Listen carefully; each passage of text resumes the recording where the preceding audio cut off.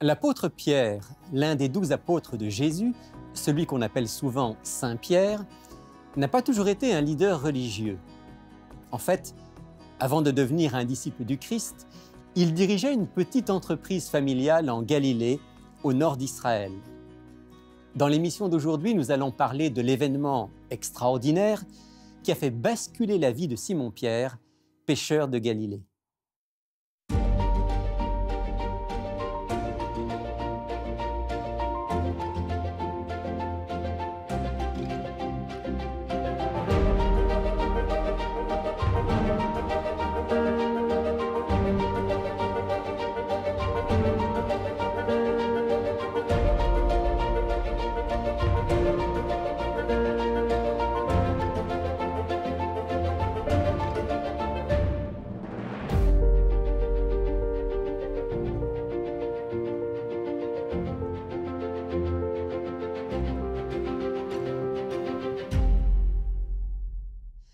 Bonjour à tous, bienvenue dans Il est écrit. Alors aujourd'hui, je vous invite à la pêche. On part à la pêche avec un professionnel de la pêche qui s'appelle Simon-Pierre. Et dans cette pêche particulière, il y a un personnage central qui est le Christ et dont on va parler à l'occasion de notre échange avec mon invité du jour qui est quelqu'un que vous connaissez bien. Je veux parler de Patrick Dupuis. Bonjour Patrick. Bonjour Rémi. Bienvenue, content de te retrouver. C'est toujours un plaisir de participer à l'émission avec toi. Sur ce plateau. Aujourd'hui, on va parler de l'épisode de la pêche miraculeuse, de la rencontre entre Simon-Pierre et Jésus. Qu'est-ce qui t'a amené à choisir ce texte, puisque c'est toi qui l'as choisi? En fait, lorsque tu as communiqué avec moi pour qu'on puisse établir un certain nombre de rencontres avec Christ selon les évangiles, un des personnages qui semble sortir du lot et Pierre, plus particulièrement dans cette rencontre avec Christ, qui est quand même une rencontre percutante, qui va jeter un peu les fondements du reste de son séjour avec Jésus. Et je pense qu'il y a des liens intéressants à faire avec l'expérience de Pierre et l'expérience à laquelle nous sommes appelés en tant que chrétiens à vivre au quotidien. Pour l'appliquer pour nous aujourd'hui. Alors, on va juste situer le contexte avant de lire le texte. On est probablement le matin. On est au bord du lac qu'on appelle Génézareth ou Galilée. Simon-Pierre, qui est un professionnel de la pêche, a passé la nuit à pêcher, mais lui et ses collègues n'ont pratiquement rien pris. Et puis c'est le matin, Jésus est là, il va parler à la foule et il demande à Pierre de pouvoir s'asseoir dans sa barque, prendre juste quelques mètres de recul, et puis là il enseigne. Il enseigne la foule qui écoute. Probablement, Pierre écoute aussi, lui, d'une oreille pas forcément distraite, peut-être attentivement. Et Jésus a terminé son enseignement, et c'est là que ça se passe. Oui, j'aimerais te proposer qu'on puisse regarder dans l'Évangile de Luc au chapitre 5, les versets 4 et 5, pour commencer. Allons-y. Et voici ce que nous lisons. Lorsqu'il eut cessé de parler, c'est-à-dire Jésus, il dit à Simon, « Avance en pleine eau et jetez vos filets pour pêcher. » Simon lui répondit, « Maître, nous avons travaillé toute la nuit sans rien prendre, mais sur ta parole, je jetterai le filet. » Voilà, donc là commence le dialogue entre Jésus et Pierre, et c'est Jésus qui initie ce dialogue en lui disant, voilà, prends la barque, avance un petit peu plus loin en eau profonde, puis jette les filets. Pourquoi est-ce que Pierre est réticent à le faire? Au départ, il va le faire, mais Pierre ne semble pas convaincu. J'aurais aimé être présent pour être capable de décoder le non-verbal de l'échange entre Pierre et Jésus, plus particulièrement comment Pierre reçoit la demande de Christ. Je pense qu'évidemment, on a affaire à quelqu'un qui est dans toute sa compétence en ce qui concerne la pêche. J'estime que c'était ni le moment ni l'endroit pour pêcher en plein jour, près du bord. Et bon, on peut spéculer sur le fait que Pierre venait d'écouter l'enseignement de Jésus, donc peut-être l'enseignement du Christ à ce moment-là a suscité certaines réflexions chez Pierre. Et par courtoisie, par politesse, Et il se réfère à Jésus dans le texte comme maître. Oui, il l'appelle maître. Donc là, il y a un élément aussi de respect face à l'autorité de Jésus comme, Une sorte de rabbin. Comme rabbin, si on veut, un peu nomade, ou rabbin itinérant. Et finalement, il accepte et ose croire et peut-être j'ose dire que au final, il se dit, j'ai rien à perdre, j'ai tout à gagner. C'est ça, je vais lui faire plaisir, j'ai rien à perdre. Même si peut-être il pense, bon, Jésus, t'es bon pour enseigner la Torah, mais le pro de la pêche... Oui, on ressent dans la première partie de l'énoncé, « Maître, nous avons pêché toute la nuit oui. », une façon de dire, évidemment, là, c'est moi l'expert ici, je ne veux pas te faire de peine, par respect, je vais le faire, mais clairement, j'y crois peu ou j'y crois pas. OK, mais malgré tout, il va le faire. Tout à fait. Il va le faire, et lisons la suite. Alors, verset 6 de l'Évangile de Luc au chapitre 5. « L'ayant jeté, ils prirent une grande quantité de poissons, et leur filet se rompait. Ils firent signe à leurs compagnons qui étaient dans l'autre barque de venir les aider.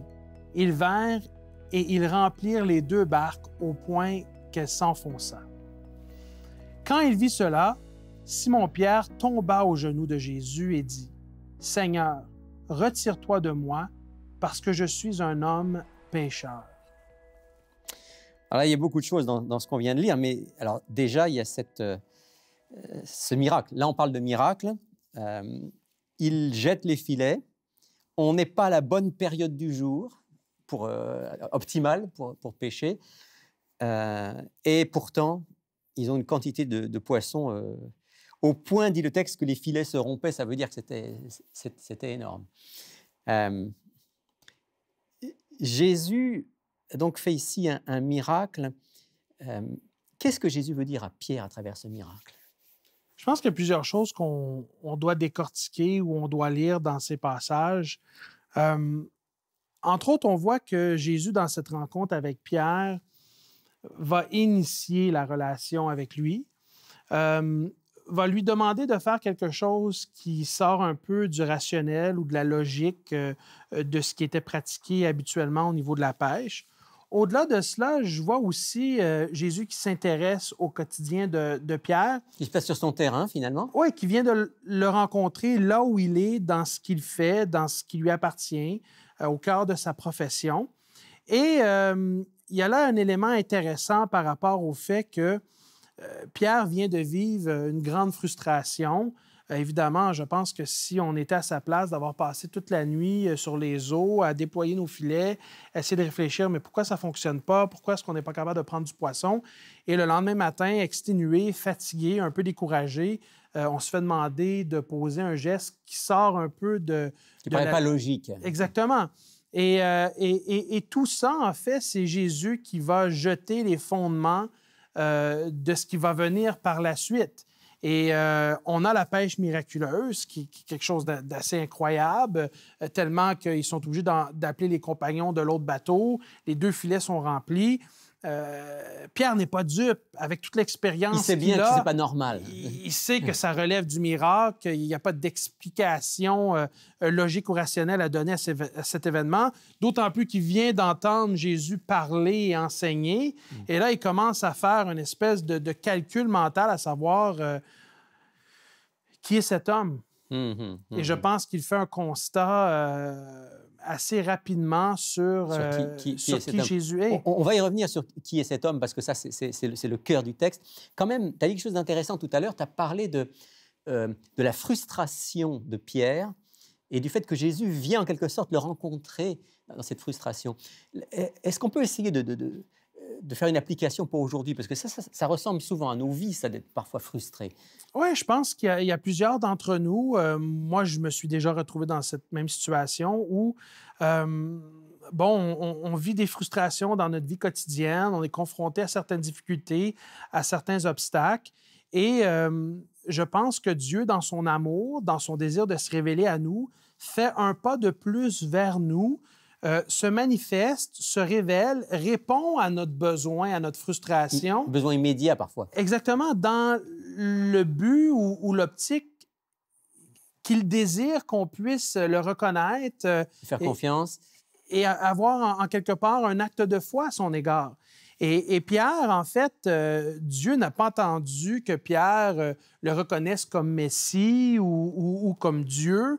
Le miracle a précédé l'acte de foi et la confiance que Pierre a décidé de mettre en Jésus. Et ça en dit gros sur Christ, ça en dit gros sur son désir de venir nous rencontrer là où on est, dans notre difficulté, de se révéler à nous. Et en ce qui concerne la foi, ça ne prend pas beaucoup de foi pour parvenir à une relation salutaire avec Jésus, une relation qui est bienfaisante, qui nous fait du bien intérieurement. Parce que Jésus a quand même demandé à Pierre une sorte d'acte de foi quand il lui dit prends ta barque, on va un peu plus loin et jette le filet. Pierre a fait ce petit bout de chemin, comme tu disais, qui n'est peut-être pas grand-chose, et il dit « j'ai rien à perdre », mais finalement, à partir de là, Jésus va lui permettre d'aller plus loin. C'est ça un peu l'idée, que Jésus nous prend là où on est, et même si on a une toute petite foi, mais il va nous permettre d'aller plus loin. Exactement, et je pense que, en tout cas, je ne sais pas si c'est ton expérience, moi j'ai l'opportunité autour de moi de parler à différentes personnes de leur croyance, de leur foi, de leur spiritualité.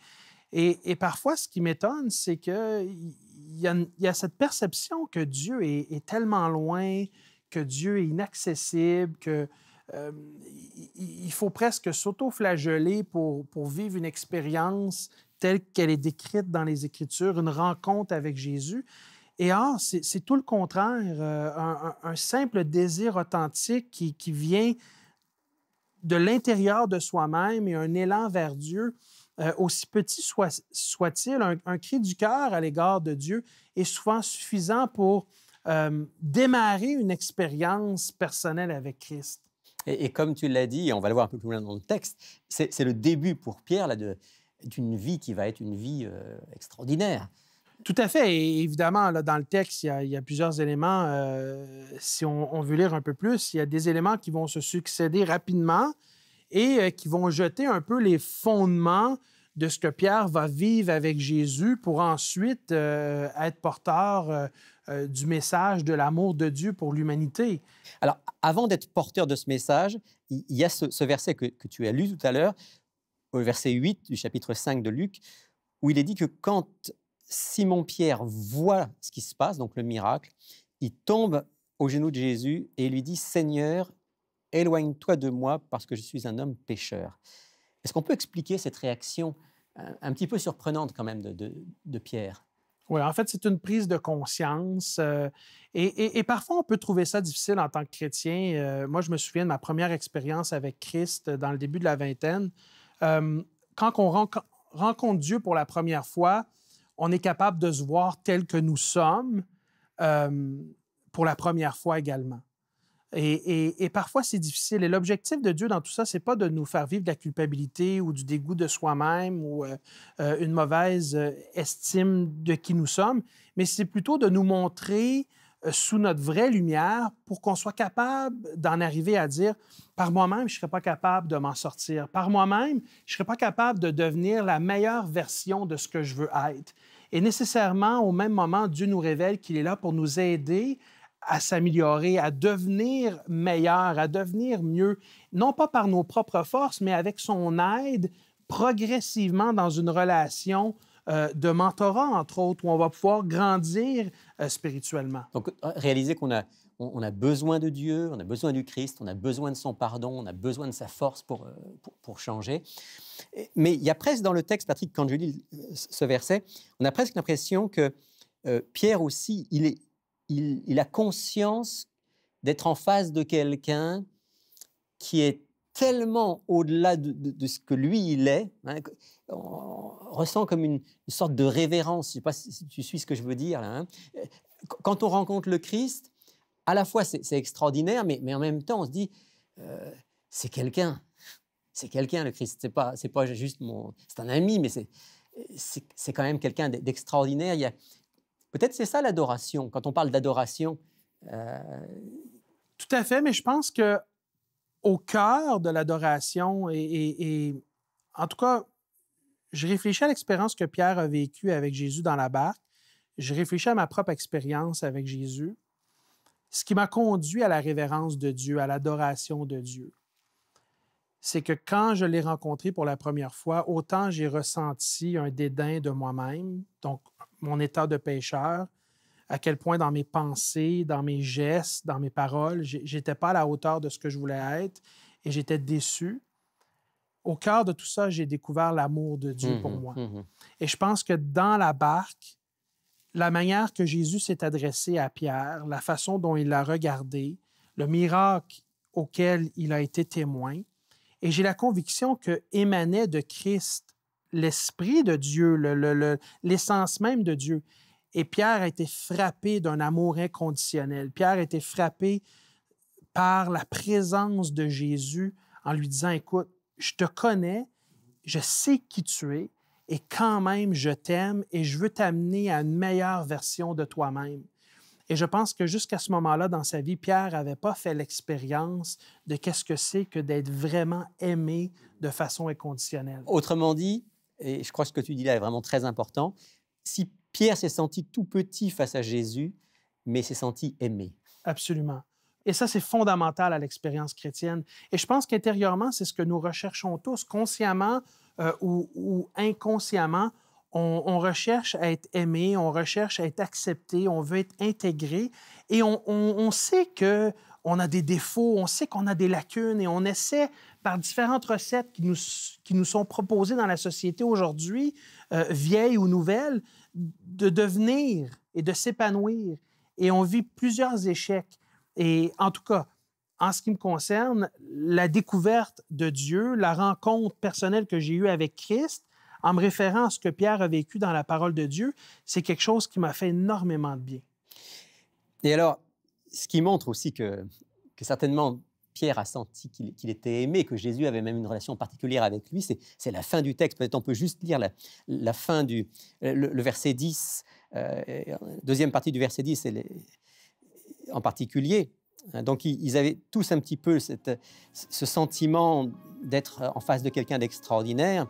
Je vais lire versets 10 et 11. « Il en était de même de Jacques et de Jean, fils de Zébédée, les associés de Simon. Et Jésus dit à Simon, « Sois sans crainte, désormais tu seras pêcheur d'hommes. » Alors ils ramenèrent les barques à terre, laissèrent tout et le suivirent. Bon, il y a quelque chose d'intéressant à dire sur cette dernière partie du texte qu'on vient de lire. Il y a plusieurs choses qui viennent à mon esprit, les idées se bousculent. Évidemment, Pierre est un entrepreneur, il gère une entreprise, il vient de donner beaucoup de temps et d'énergie pour des résultats qui sont désastreux.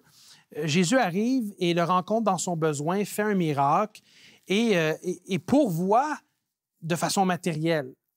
Et là, une des leçons qui me vient en tête, c'est de dire, même lorsqu'on est à bout de ressources ou sans ressources, ce n'est jamais une fin en soi lorsqu'on est en rencontre avec Christ.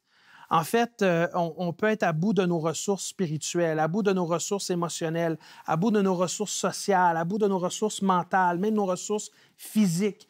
Mais à bout de ressources avec Christ, c'est le début, c'est le commencement de quelque chose de meilleur, de quelque chose de nouveau, de quelque chose qui conduit à une amélioration. Une nouvelle expérience qui va nous permettre de rebondir. Exactement, et de renouveler nos ressources. Maintenant, ce qui est particulier, c'est que Jésus est en train de lui montrer, regarde, tu as un souci pour les biens matériels. Je m'en occupe. Je m'en occupe.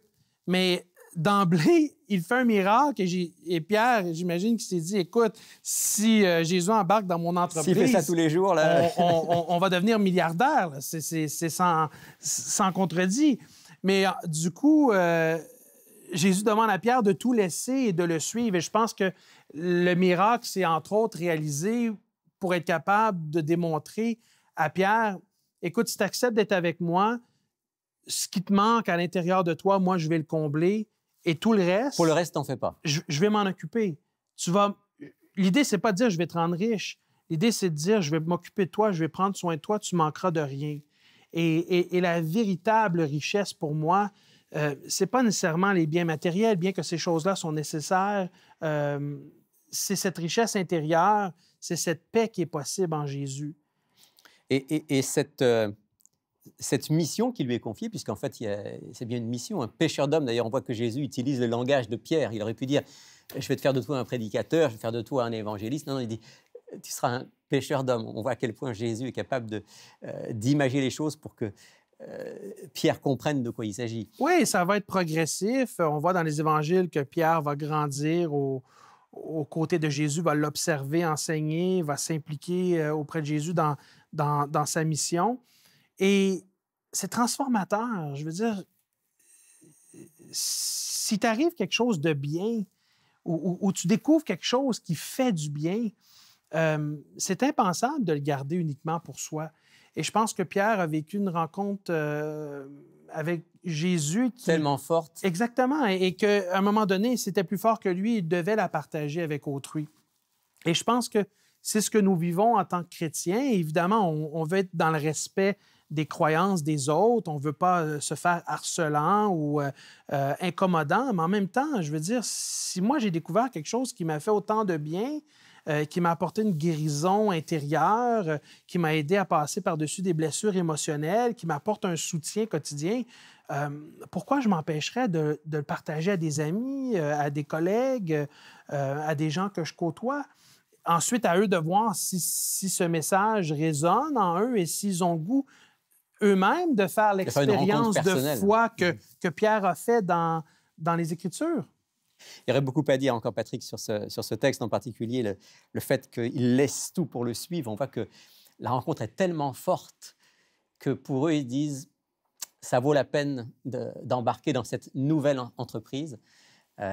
C'est peut-être aussi ça, la foi de Pierre qui est en train de naître à ce moment-là, c'est de dire que ce Jésus-là, il est vraiment différent, il fait vraiment une différence dans ma vie et je suis prêt finalement à laisser ma sécurité matérielle même pour le suivre. Est-ce que c'est ça un peu la foi, Patrick? Oui, entre autres. Et Pierre avait une connaissance des Écrits à son époque. Il était juif, donc il avait une compréhension de la venue du Messie, des prophéties et des enseignements tirés des rouleaux et tout. Au final, je pense qu'il lui manquait quand même quelque chose. Au-delà de la connaissance intellectuelle de Dieu, il lui manquait une expérience transformatrice. Et je pense qu'ici, elle est écrite, on doit continuer à insister que nos auditeurs et auditrices prennent un temps d'introspection et cherchent Dieu par eux-mêmes.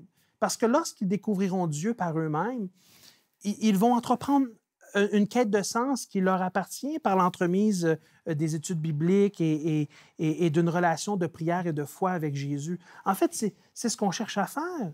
On veut conduire à cette rencontre avec Christ. Et il n'y a rien de plus important que la rencontre personnelle avec le Christ. Tout à fait. Merci Patrick pour ce moment de partage et je vais te demander si tu veux en terminant faire une courte prière pour que justement chacun d'entre nous puisse faire et renouveler cette expérience personnelle avec le Christ. D'accord, prions. Père éternel, nous voulons te remercier parce que tu nous donnes des récits dans les Écritures qui témoignent de ton amour pour chacun d'entre nous. Tu désires nous rencontrer là où nous sommes. Tu désires te révéler à nous dans ce que nous vivons au quotidien. Tu nous tends la main, tu désires que nous puissions prendre la tienne et marcher avec toi jusque dans l'éternité. Accorde-nous une nouvelle révélation de qui tu es, une expérience personnelle et vivante qui nous fera du bien. C'est ma prière au nom du Christ. Amen. Amen.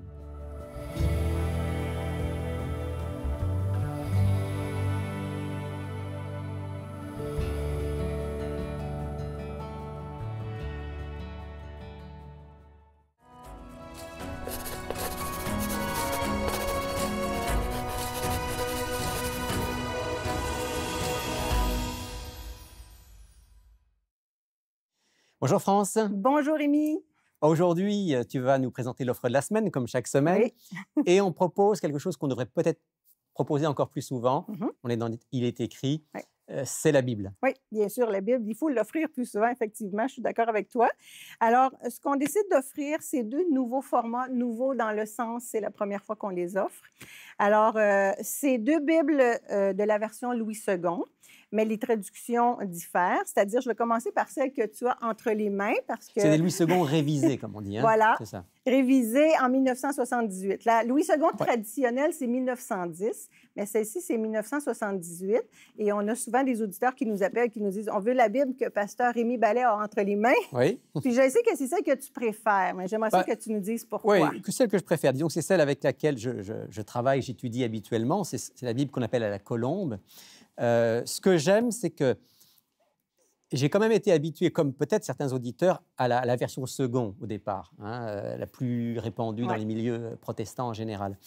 Celle-ci, elle reprend un certain nombre de choses de la Bible seconde, donc on n'est pas perdu par rapport à nos points de repère. Par contre, elle a mis à jour, modernisé un peu le langage pour que ce soit plus facile à comprendre. Dans certains cas, elle a corrigé certaines choses. Donc, elle est plus facile à lire, mais elle reste très proche du texte original, puis j'aime bien ça. Donc, en fait, de Bible d'études, c'est une bonne Bible d'études, avec, en plus, dans cette version-là, bon, il y a quand même non seulement des parallèles, mais des petites notes en bas. À la fin, il y a ce qu'on appelle un glossaire, très intéressant d'ailleurs, où il y a certains des mots de la Bible avec leur explication. Okay. Donc, c'est intéressant. Puis, bien, comme tu le disais, c'est en gros caractère, donc facile à lire. Bon, ben, j'ai fait ma publicité, à toi de faire la tienne. D'accord, oui, parce que la mienne, c'est vraiment celle que je préfère aussi. Alors, moi, c'est la Louis II 21. 21 pour 21e siècle, c'est la Bible qu'on dit avec les mots d'aujourd'hui, vraiment dans le langage courant, comme qu'on parle pratiquement aujourd'hui. Encore plus récente que la colombe. Voilà. Alors, c'est beaucoup plus facile. Et ce que j'aime, bon, bien sûr, au tout début, nous avons plusieurs pages où on peut soit écrire notre parcours spirituel, personnel et tout ça, mais il y a aussi, autant au début qu'à la fin, des informations historiques par rapport au peuple d'Israël, où on a même un plan de lecture en 1 an à l'intérieur, donc à la fin. Alors, elle est à gros caractère, alors ça, c'est facile à lire. Et ce que j'aime aussi, c'est qu'on a, non pas des onglets, mais nous avons un petit repère visuel. Alors, si on cherche, par exemple, les psaumes, on sait que c'est à l'endroit où c'est un petit peu plus épais. À cause des 150 chapitres du livre des psaumes. Alors ici, on pourrait dire l'épaisseur de la ligne est plus large. Alors, on peut se repérer un petit peu quand on cherche quelque chose. Alors, ça, c'est celle que j'aime beaucoup, Louis II 21. C'est une très bonne traduction aussi. Oui. Donc, 75 $ pour Louis II 21. Elle est plus chère parce qu'elle est plus récente, mais ça en vaut la peine. Beaucoup plus facile à comprendre. Et l'autre, c'est 50 $. Alors, à la colombe, 50 $, on additionne toujours les frais de poste. Mais c'est des investissements parce que la Bible, on la jette puis on l'a pour toujours. Et quoi qu'il en soit, ce sont quand même 2 Bibles intéressantes parce qu'elles sont dans un langage relativement d'aujourd'hui, en restant fidèles au texte original. Oui, voilà. Très intéressant. Merci beaucoup, France. Bien, merci beaucoup. Si vous voulez votre exemplaire de la Bible, eh bien, vous pouvez maintenant le commander. Voici comment le faire. Pour effectuer votre commande, écrivez-nous à Il est écrit, casier postal 99, succursale Rosemont, Montréal, Québec, H1X3B6. Vous pouvez également passer votre commande sur le web à ilétécrit.tv ou par téléphone au 514-729-3515 dans la région de Montréal et sans frais au 1-866-729-3515 pour l'extérieur de Montréal. Merci beaucoup d'avoir été avec nous aujourd'hui. Je vous donne rendez-vous la semaine prochaine pour un nouveau sujet. Mais d'ici là, souvenez-vous, il est écrit « L'homme ne vivra pas de pain seulement, mais de toute parole qui sort de la bouche de Dieu ».